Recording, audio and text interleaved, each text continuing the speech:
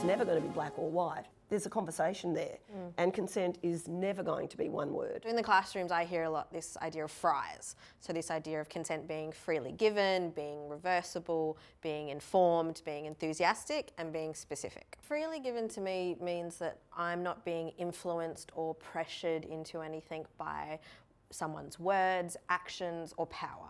It's, I'm able to say yes or say no, or I'm consenting to something purely off what I want. Reversible, you can say no at any point when we're having sex with someone. We can say not now, or I want to stop this, or can we go back a step?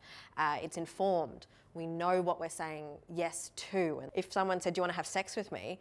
That's like saying, do you want to, go out for a drink? Yeah. Where are we going? What kind of drink are we having? What time, I want to know what kind of sex we're going to have, how are we going to do contraception, how are we going to do a safer sex practice, do we have, all that kind of stuff. We need to know what we're actually saying yes to.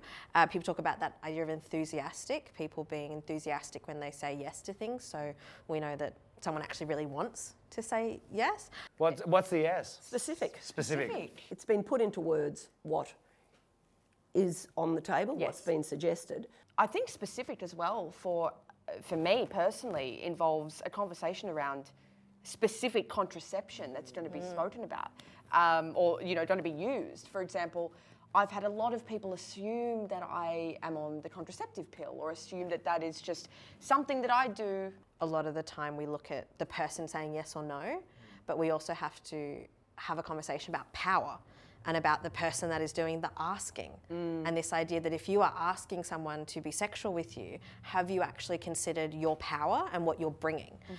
Something as simple as if I am a young person who's dating someone and I've got a car and I've just picked you up and we're going out on a date, and now I'm asking you to be sexual, have I thought about the fact that I am this person's only ride home? And this person is kind of in a situation where they're dependent on me.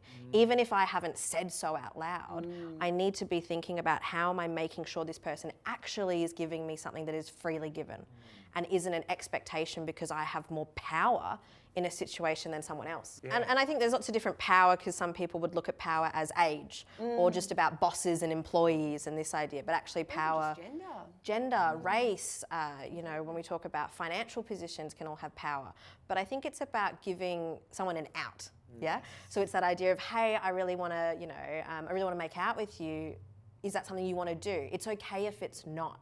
Like putting in that little caveat of, it's okay if you're not into that. It's okay if you don't want to do that. Or it's okay, do you have an idea of something you want to do? Really giving options so that this person knows that they're not in a position where I have orchestrated this thing so that they have to give me an outcome I have decided on. It's the no worries if not clause. I like that.